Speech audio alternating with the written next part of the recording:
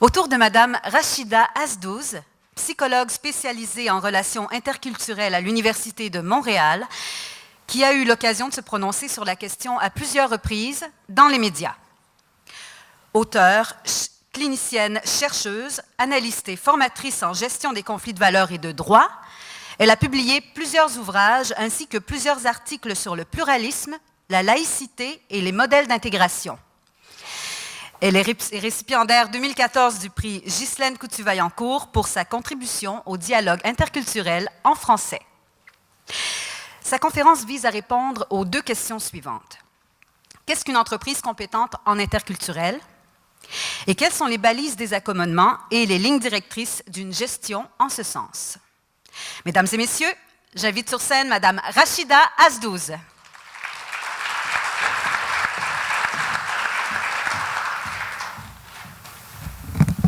Bonjour tout le monde.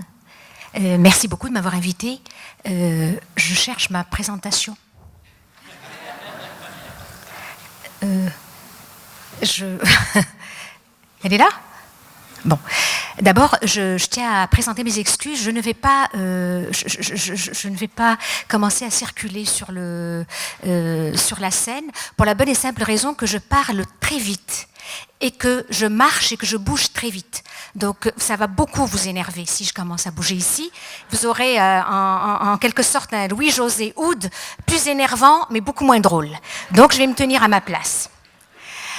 Donc la façon que j'ai choisie pour aborder les deux questions qui m'ont été posées, à savoir en fait comment gérer la diversité dans les organisations, c'est de l'aborder sous l'angle des compétences interculturelles, c'est-à-dire qu'est-ce qu'une organisation compétente en interculturel ou un gestionnaire ou même une personne, un individu, un aspirant employé qui a développé des compétences interculturelles. Et le titre de ma présentation, au-delà du savoir-être, donc vivre ensemble, inclure, gérer la diversité, eh bien ça s'apprend et que ce n'est pas seulement une question de savoir-être, d'ouverture et de bons sentiments. D'ailleurs, au début de cette journée, on nous a demandé de nous enlacer tendrement et on l'a fait au début de la journée, pas à la fin. C'est-à-dire que les bons sentiments et le savoir-être, c'est en amont, mais ça ne suffit pas et c'est à partir du moment où on s'est fait un hug que ça commence. C'est pas là que ça finit. Je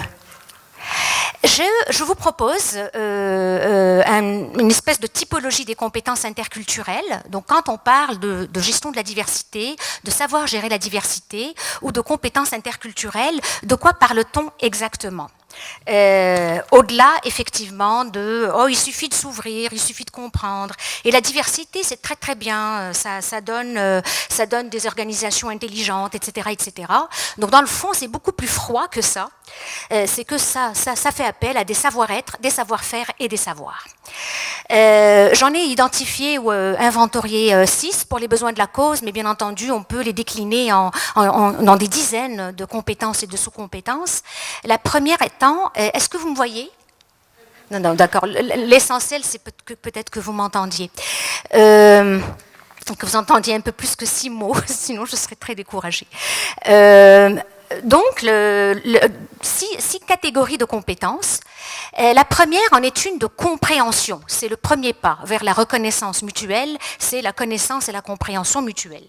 Donc, la compréhension des réalités et des enjeux associés à la diversité en milieu de travail, puisqu'aujourd'hui on parle des milieux de travail.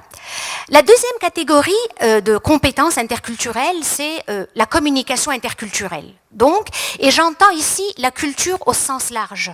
J'inclus l'intergénérationnel, les identités de genre. Vous savez que de plus en plus, on a à composer aussi avec la réalité des minorités sexuelles, donc des transgenres, des non-binaires dans le genre, etc., qui sont pour le moment, pour les étudiants ici, vos camarades de classe, mais qui deviennent de plus en plus aussi nos employés, nos collègues et aussi qui deviendront nos patrons. Donc, ça fait partie aussi de la compétence interculturelle. Donc, j'entends ici la culture au sens large et pas seulement au sens ethnique ou religieux. La troisième composante des compétences ou de la typologie des compétences interculturelles, c'est la capacité, la compétence qui consiste à adapter ses pratiques d'intervention à la diversité de sa clientèle ou des citoyens que l'on dessert. Je sais qu'il y en a qui n'aiment pas le mot clientèle. La quatrième composante, c'est la gestion du personnel. Donc, adapter ses pratiques de gestion à la diversification du personnel. La cinquième, c'est la résolution de conflits de valeurs et de droits. Je disais tout à l'heure que ce n'était pas seulement une question de bons sentiments et de s'enlacer et de se faire des accolades, mais que la gestion de la diversité, ça supposait aussi la capacité à gérer des conflits de valeurs et des conflits de droits. Ce qui va me permettre de répondre à l'une des deux questions qui m'ont été posées. Quand est-ce qu'on est dans le terrain de l'accommodement raisonnable et quand est-ce qu'on n'est pas du tout sur le terrain de l'accommodement raisonnable. Et la dernière composante de l'éventail ou de la typologie, c'est la gestion de crise. On est au cégep de Maisonneuve, vous avez eu à gérer il y a quelques années les départs massifs de certains étudiants en Syrie, par exemple. On a eu à gérer dans nos milieux de travail, je suis à l'Université de Montréal, on a eu à gérer par exemple toute la crise en Haïti, le sinistre en Haïti. Il a fallu gérer la crise, intervenir auprès de nos étudiants et même de certains membres de notre personnel qui étaient coincés en Haïti. Donc, ça fait partie aussi de l'intelligence culturelle et des compétences interculturelles. Ça peut être aussi les retombées de conflits internationaux chez nous. Je ne sais pas si certains d'entre vous étaient là dans les années 90 où il a fallu dans nos organisations gérer des conflits entre les Hutus et les Tutsis, par exemple, soit parmi nos étudiants, parfois même parmi des membres du personnel. Donc, la gestion de crise, et puis bon, ben, c'est pas très très différent de la gestion de crise ordinaire. Je ne sais pas s'il y a des gens de Dawson ici qui ont eu à gérer la crise de la tuerie de Dawson, par exemple. Donc voilà pour les six familles, disons, de compétences interculturelles ou de gestion de la diversité au sens large. Et je vais les décliner une par une et je vais respecter mon temps. Est-ce qu'il y a quelqu'un ici pour me dire il est minuit, docteur Schweitzer? Oui, tu es là, d'accord, merci. Alors, donc la première, je vais, juste pour illustrer, donner des exemples de savoir et de savoir-faire et de savoir-être associés à chaque catégorie de compétences, à chacune des composantes de la typologie. Comprendre les réalités et les enjeux associés à la diversité en milieu de travail. La première chose d'abord, c'est comprendre le cadre législatif, gérer la diversité, faire le pari de l'inclusion. Comme organisation, c'est dans un premier temps savoir que c'est pas seulement une question de choix et de bonne volonté. Il y a un cadre législatif, on inclut aussi parce qu'on a des lois qui nous y obligent. On a des lois qui encadrent la question du harcèlement au milieu de travail, la question de la discrimination, l'équité en emploi. Donc, il faut connaître d'abord ces enjeux-là. Mais les enjeux ne sont pas uniquement juridiques. Et ce n'est pas uniquement des enjeux de discrimination. Ce n'est pas parce qu'on travaille en milieu, en contexte de diversité, que notre seule préoccupation, c'est de s'assurer qu'on ne fait pas de discrimination. Il y a aussi une dimension économique, il y a des enjeux politiques, il y a des enjeux stratégiques. Engager des jeunes, par exemple, mon collègue tout à l'heure de Deloitte, qui est parti à parler des milléniaux, bon, c'est vrai qu'aujourd'hui, engager des jeunes, c'est préparer, anticiper, planifier des mesures de conciliation travail-famille. C'est planifier et anticiper des conflits avec des membres du personnel qui sont plus vieux et qui trouvent que c'est pas juste qu'eux aient été obligés de jongler avec les deux et que les plus jeunes, eux, bénéficient de mesures facilitantes. Il y a des engagés aujourd'hui, c'est planifier, anticiper que peut-être que la personne de sexe masculin qu'on a engagée va peut-être à un moment donné être dans une démarche de transition et qu'il va falloir gérer cette situation-là, gérer la personne, gérer le climat de travail et gérer les susceptibilités, mais aussi parfois les discriminations dont elle pourrait souffrir. Donc savoir anticiper et connaître un petit peu les enjeux et les réalités. C'est très important cet aspect-là parce que les enjeux et associés au phénomène de la diversité ne sont pas les mêmes, selon que l'on soit en milieu de l'éducation ou dans le milieu de la santé et des services sociaux, dans le secteur privé ou public, dans un cabinet d'avocats ou dans un organisme communautaire. Donc, la diversité des enjeux associés au phénomène, un phénomène qu'on a encore trop souvent, hélas, tendance à considérer comme un phénomène homogène, monolithique. Un exemple de savoir-faire associé à cette catégorie de compétences, c'est être capable de se doter d'une vision. Ça a l'air simple comme ça, mon collègue en a parlé aussi tout à l'heure, mais c'est pas toujours évident. Dès qu'il est question de diversité, on a trop souvent tendance à être tout de suite dans la mise en œuvre de pratiques. On est beaucoup dans l'échange des bonnes pratiques et puis on met en place des pratiques, sauf que le premier savoir-faire, c'est d'être capable de se doter d'une vision, d'une stratégie, d'un plan d'action qui est adapté à sa réalité organisationnelle. D'où l'importance de la dimension savoir c'est quoi le phénomène chez nous, comment il se traduit, c'est quoi les enjeux stratégiques, politiques, juridiques, économiques chez nous, et se doter d'une vision qui soit en cohérence et en conformité avec la façon dont le phénomène se décline et se pose chez nous.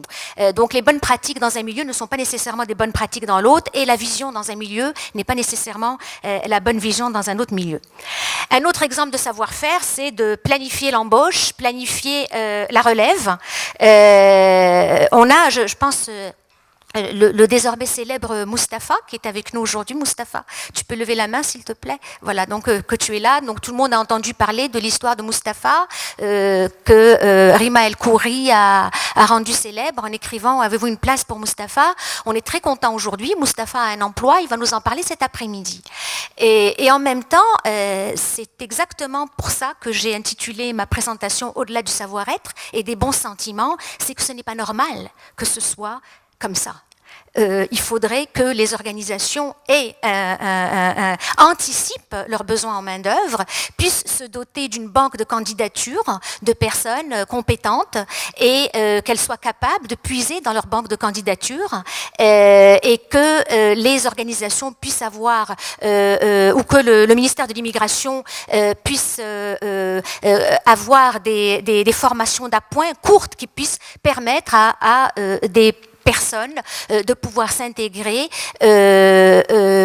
au-delà de l'anecdote et au-delà de l'appel. Combien de Mustapha Rima El Khoury va-t-elle pouvoir mettre sur la map? Donc c'est une très belle histoire, l'histoire de Mustapha, mais j'espère qu'on n'aura plus besoin d'histoires pareilles pour pouvoir faire de l'intégration. Donc savoir-faire, planifier la relève et se doter d'une banque de candidatures de manière à pouvoir, et d'un plan d'intégration des nouveaux arrivants ou des personnes issues de la diversité. Un exemple de savoir-être, reconnaître la double dimension enrichissante et conflictuelle du rapport à l'altérité. Tout à l'heure, le représentant de Deloitte parlait de courage, c'est un savoir-être, l'audace, parce que effectivement, s'ouvrir à la diversité, inclure, ce n'est pas seulement une question de s'ouvrir à de la richesse, c'est aussi faire le pari qu'on va être capable de composer avec les conflits que ça suppose. Là encore, au-delà des bons sentiments et du savoir-être, la gestion, c'est la gestion des conflits et la gestion de la diversité aussi. C'en est une, donc il ne faut pas se raconter d'histoire et il faut être capable de l'accepter et de développer des compétences en conséquence. Est-ce que je parle trop vite ?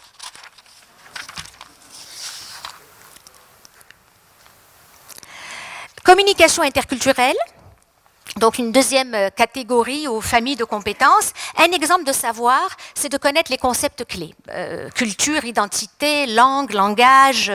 C'est des banalités du genre, on vient nous présenter son plan de gestion de la diversité et puis on nous dit, moi j'ai des employés de différentes nationalités. Ces personnes-là ne sont pas de différentes nationalités. Ces personnes-là sont des Québécoises, des Canadiennes qui sont issues de diverses origines. Donc c'est très difficile de développer le sentiment de compétence quand on est au Québec depuis 15 ans et qu'on est identifié par notre employeur comme une personne de nationalité différente. Connaître les principaux obstacles à la communication interculturelle. Donc, c'est une première étape, savoir qu'est-ce qui, dans la communication, et là encore, la communication interculturelle au sens large, pas seulement au sens ethnique, qu'est-ce qui fait obstacle à la communication dans une organisation? Les filtres, les préjugés, les stéréotypes, l'essentialisation, la généralisation. On le voit beaucoup avec les jeunes, on entend énormément de banalité, mais aussi de généralisation sur le fait d'embaucher des jeunes. On embauche des jeunes, ils sont beaucoup plus axés sur les nouvelles technologies, ils privilégient leur vie privée, ils sont beaucoup plus réfractaires à la hiérarchie, etc., ce qui n'est pas toujours vrai. Et je vous serais très étonnée, il m'est arrivé d'embaucher des jeunes qui étaient très vieux et qui étaient très très préoccupés par leur retraite, leur REER. Donc de se méfier quand même de cette façon de la généralisation et du stéréotype, même quand on pense que c'est des évidences, et même quand il s'agit des jeunes, alors encore a fortiori quand il s'agit de personnes issues de l'immigration qui ne viennent pas toutes nécessairement de leur pays d'origine. Je veux dire, quelqu'un qui arrive du Maghreb peut avoir transité par la France, et même avoir vécu en France, et même être citoyen français. Donc, quand on l'aborde comme un maghrébin et qu'on pense tout de suite qu'il est musulman, il peut l'être comme il peut ne pas l'être. Un exemple de savoir-être, reconnaître l'existence de ses propres filtres, la décentration et la réflexibilité, ne pas essentialiser, donc reconnaître la diversité de sa propre culture, de sa propre culture ethnique, mais aussi des cultures organisationnelles. Alors, l'exemple typique, ce sont ces personnes qui nous arrivent. J'ai assisté à beaucoup d'entrevues d'embauche comme jury externe, et dans des organisations que je connaissais très bien. Et j'entendais les représentants de la DRH ou le gestionnaire qui allait embaucher expliquer à la personne qui était issue de la diversité que son organisation était agile, flexible, intelligente, etc., et qu'il favorisait beaucoup l'initiative. Et moi, je savais pertinemment que c'était une organisation qui était extrêmement conservatrice, très hiérarchisée, qui était atteinte de comitite et de réunionite aiguë, et qu'elle était le contraire de cette organisation intelligente et flexible qu'on était en train de vendre à cet employé-là. Lequel employé issu de la diversité était passé par des ateliers de recherche d'emploi où on lui avait vendu aussi qu'au Québec, et là je parle plus particulièrement de nouveaux arrivants, au Québec on n'était pas très hiérarchique, qu'on était très pragmatique et qu'il fallait faire montre d'initiative. C'est vrai, oui, dans certains milieux, mais c'est faux dans d'autres milieux. Il y a des ministères où c'est très hiérarchisé.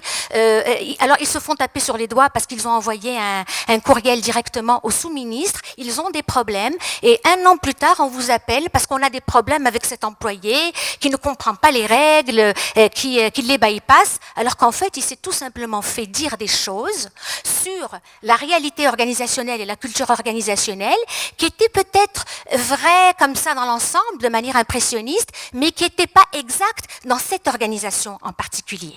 Donc ça, c'est un savoir-être important, être capable de se décentrer et de se dire, est-ce que ce que je dis de ma culture et de mon organisation est juste?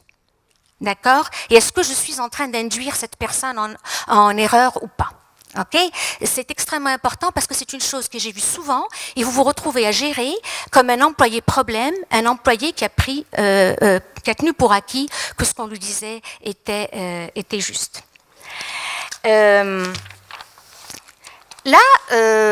Troisième sésame, oui. L'adaptation des pratiques à la diversification de sa clientèle. Un exemple de savoir, connaître les besoins, par exemple les habitudes de consommation des populations desservies par son entreprise. Ou connaître une ou des traditions culturelles fortement représentées au sein de notre clientèle. Ça s'applique beaucoup à des entreprises de produits, qui vendent des produits. Donc, c'est un exemple de savoir, hein, quand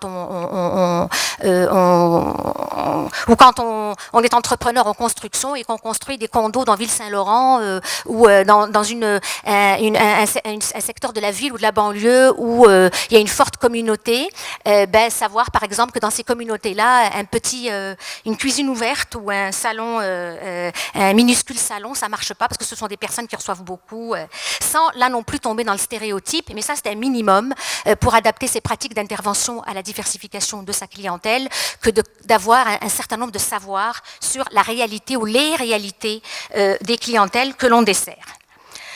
Un exemple de savoir-faire, apprendre une autre langue. Bon, je pense que tout le monde apprend le mandarin aujourd'hui, c'est dans les écoles privées, c'est devenu un argument de vente parce qu'il paraît que le marché chinois n'attend que nous.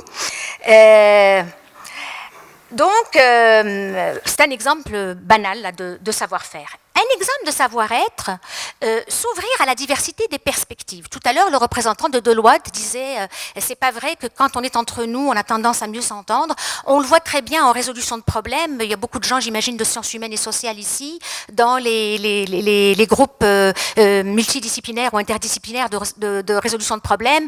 C'est beaucoup plus facile quand on a plusieurs perspectives disciplinaires autour de la table. C'est la même chose pour les perspectives culturelles. Plus on a de perspectives, plus on peut analyser un problème sous différents angles et plus peut-être on peut avoir une diversité de solutions. Ça peut être aussi très conflictuel, mais bon. Donc, quand je dis s'ouvrir à une diversité de perspectives et de rapports au monde, ça ne veut pas dire adhérer et acheter toutes les perspectives. Et acheter ou adhérer ou cautionner toutes les perspectives et toutes les formes de rapport au temps, à l'espace, à la hiérarchie, etc. Des fois, ce n'est pas possible parce que c'est tout simplement pas conforme, c'est pas équitable, c'est pas. Je donne l'exemple des employés qui, par exemple, au moment de l'évaluation de rendement, j'aime pas trop nommer des groupes ethniques parce que j'aime pas essentialiser, mais je vais quand même le faire parce que c'est un cas typique de l'employé asiatique qui est un employé problème, mais qui manque d'initiative. Et au moment de l'évaluation de rendement, sur l'initiative, il dit pas bon. Okay, il prend pas d'initiative parce que on présume que, étant donné le fond confucéen et cette espèce de respect ou de culte des ancêtres, il ne veut pas montrer qu'il en sait plus que son patron ou que ses aînés. Comprendre ça ne signifie pas y adhérer et lui mettre quand même une bonne note dans son évaluation de rendement. Comprendre, c'est juste comprendre qu'il y a peut-être moyen de lui expliquer et de l'accompagner dans le développement de son autonomie et de son esprit d'initiative. Ça va jusqu'à présent? Quatrième. Voilà. L'adaptation de pratiques de gestion à la diversification du personnel. Bon, là encore, un exemple de savoir, là encore, connaître le cadre juridique. Connaître les différentes approches et les différents modèles de gestion de la diversité, les forces et les limites. Les modèles de gestion de la diversité dans certaines entreprises privées de produits ne sont pas nécessairement adaptables ou transférables à des modèles de gestion de la diversité dans une entreprise de service, dans un ministère ou dans un organisme communautaire. Donc, connaître les différentes approches, modèles de gestion de la diversité, les forces et les limites, connaître les ressources disponibles dans son milieu en matière de soutien à la gestion de la diversité. On est ici dans un cégep, on a une difficulté, un problème à gérer, on est dans Rosemont, il y a des ressources dans Rosemont, mais il faut les connaître aussi la légitimité, la crédibilité et les compétences, mais aussi les limites des différentes ressources qui sont disponibles.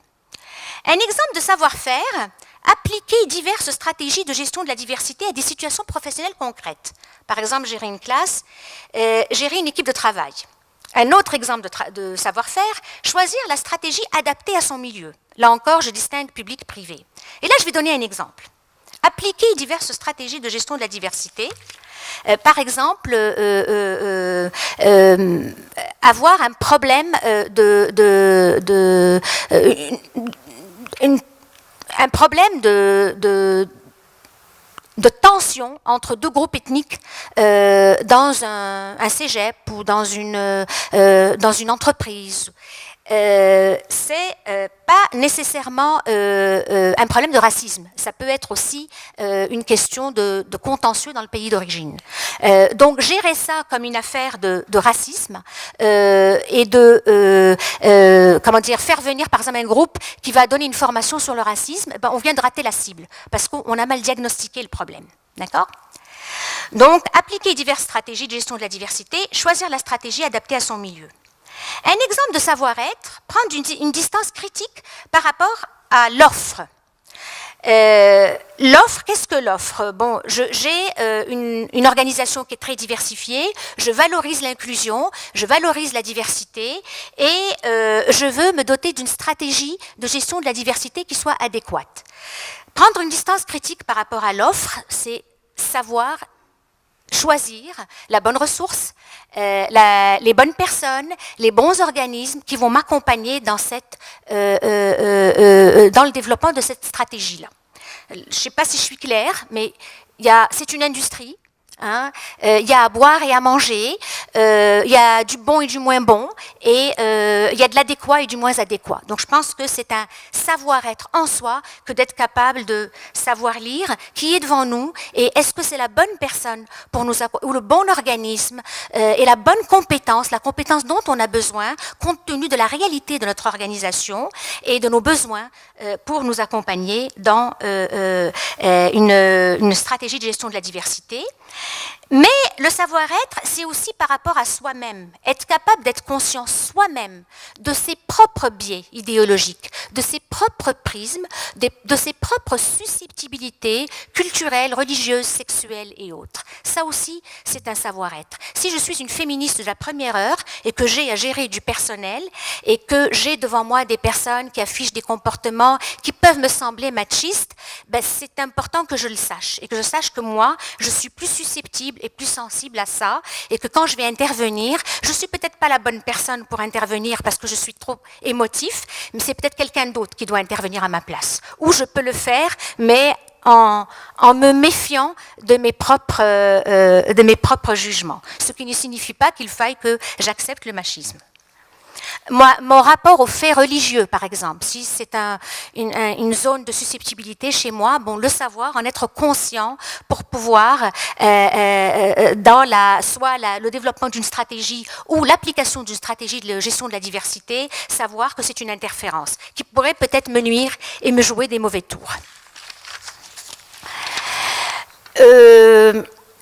Résolution de conflits de valeurs et de droits, une autre compétence en matière de gestion de la diversité, donc une autre compétence interculturelle. Le premier savoir utile quand il s'agit de développer sa compétence à résoudre des conflits de valeurs et de droits, c'est de faire la différence entre les deux. Un conflit de valeurs et un conflit de droits. Un conflit de valeurs, c'est quand je fais face à deux employés, à deux clients, à deux collègues ou qui ont des besoins différents et que ces besoins entrent en conflit. Par exemple, j'ai un employé qui me demande un congé parce qu'il a besoin de faire de la conciliation travail-famille le vendredi après-midi et que j'en ai un autre qui a un autre besoin tout aussi légitime, s'occuper d'un parent vieillissant et qui me demande pour 4 vendredis consécutifs parce que pour le premier, il a des problèmes parce qu'il est en garde partagée et que le deuxième parent n'est pas en mesure d'aller chercher l'enfant à l'école ou whatever et que le deuxième dit, ben moi, mon parent est en fin de vie et je pense que je vais avoir besoin de partir plus tôt. C'est un besoin, c'est pas un droit, d'accord? Mais les deux besoins entrent en conflit et moi, comme gestionnaire, il faut qu'il y en ait un des deux qui soit sur le plancher. Ce n'est pas une demande d'accommodement raisonnable. C'est un conflit de besoins et un conflit de valeurs. La valeur famille, d'accord? Si c'est deux personnes qui me demandent pour des raisons religieuses de sortir plus tôt et de compenser le temps perdu à un autre moment de la semaine, là, on est sur le terrain de la charte, c'est un conflit de droit.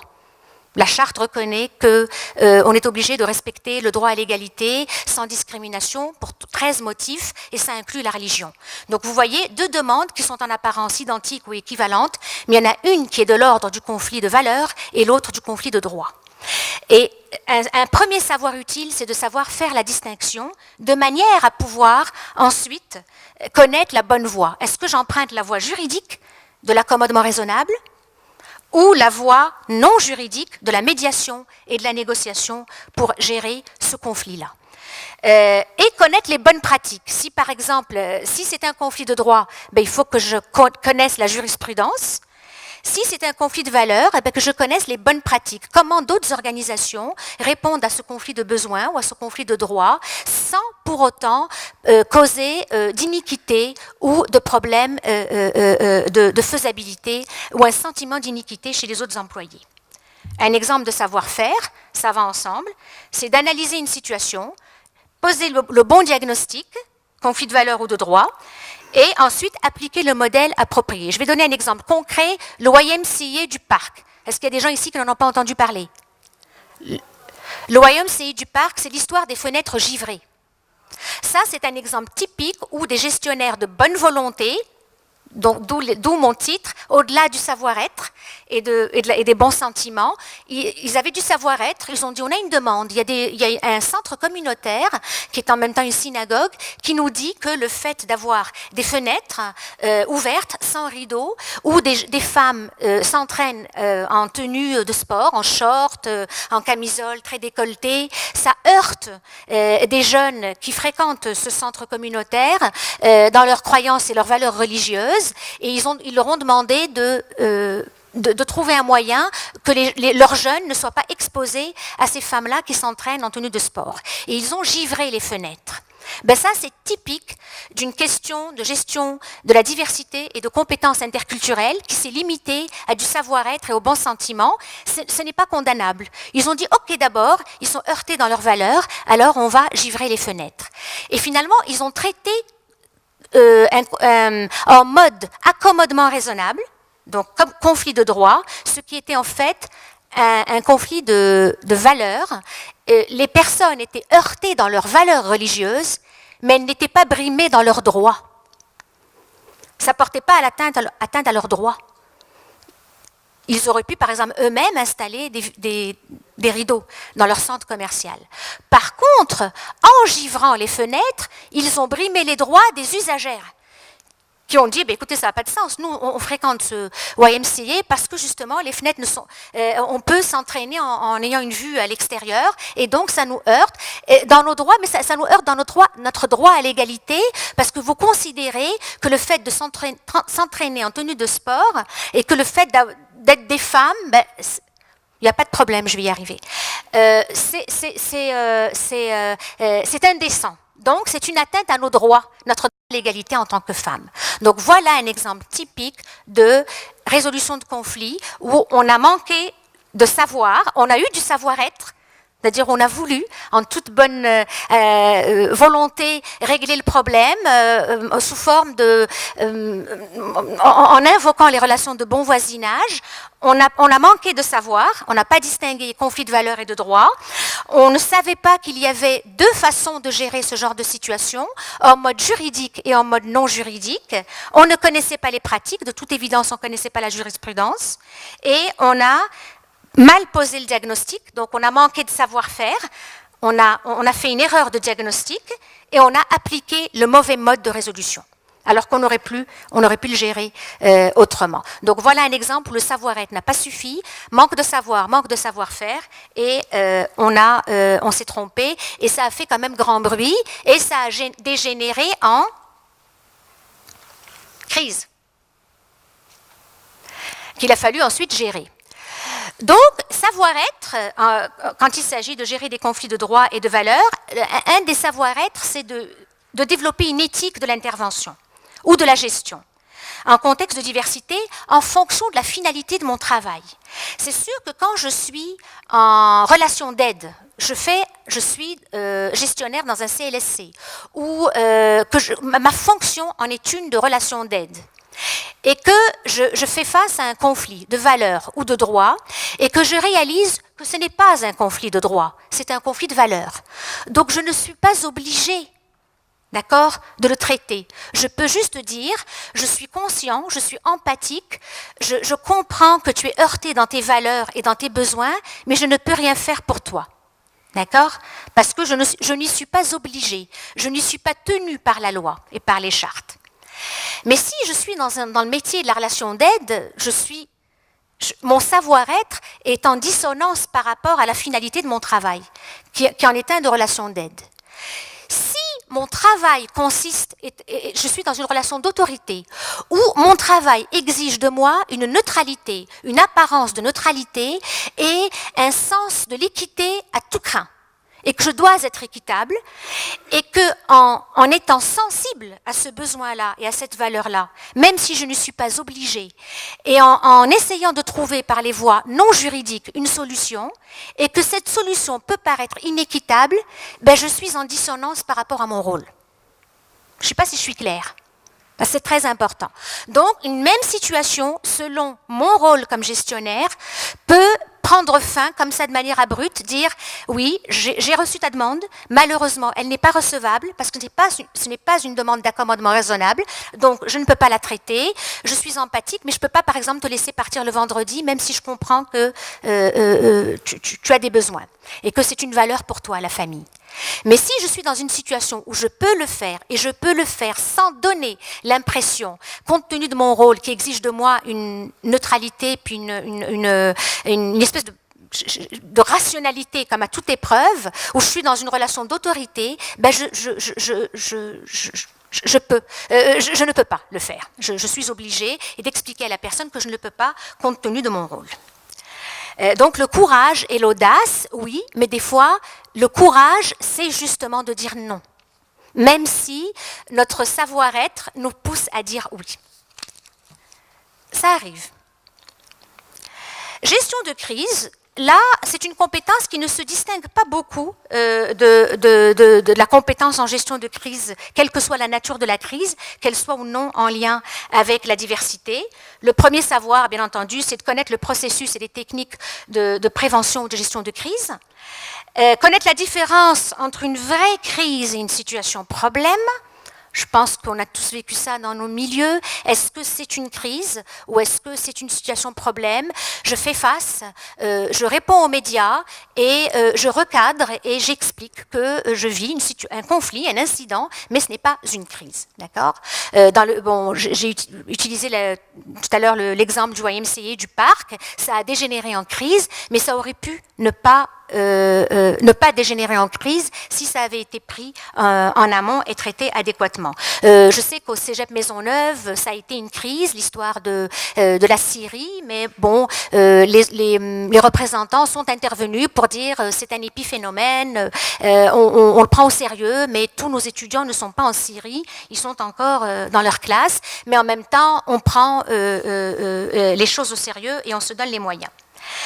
Exemple de savoir-faire, savoir réagir face aux médias. Je dis les médias parce qu'aujourd'hui c'est comme incontournable, une crise égale médias. Hein, bon. Élaborer un plan de communication et d'intervention autant pour l'externe qu'un plan de communication à l'interne. Là je vous apprends rien donc je passe vite. Un exemple de savoir-être en gestion de crise, là encore le courage, l'empathie, le contrôle de soi, le sens éthique. Je parle de sens éthique parce qu'une crise en contexte de diversité, c'est aussi faire face aux lobbies, aux groupes de pression. C'est aussi parfois qu'une crise peut être montée en épingle et utilisée pour avoir des ressources, pour avoir de l'intérêt, pour avancer des agendas particuliers.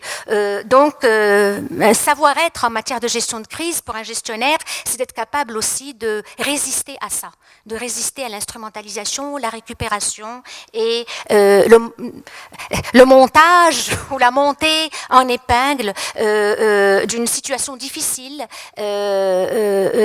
et déplorable pour, disons, obtenir des choses qu'on demande depuis longtemps et qu'on peut obtenir à la faveur d'un cadavre. Hélas, ça existe aussi. Alors, en conclusion, le vivre ensemble, c'est pas seulement une question de bons sentiments, c'est pas seulement une question d'embrassade, d'accolade, ça s'apprend. C'est beaucoup plus qu'une question de bons sentiments. La diversité est porteuse de richesses. Oui, les entreprises inclusives sont plus résilientes, elles sont plus performantes, mais ça suppose aussi une gestion des conflits, une articulation des intérêts divergents. Ça suppose des fois de dire oui et ça suppose aussi des fois de dire non. Les enjeux sont différents selon les secteurs et ce qui est enrichissant pour un secteur ne l'est pas pour l'autre. Et il est très important de désethniciser l'intelligence l'intelligence culturelle.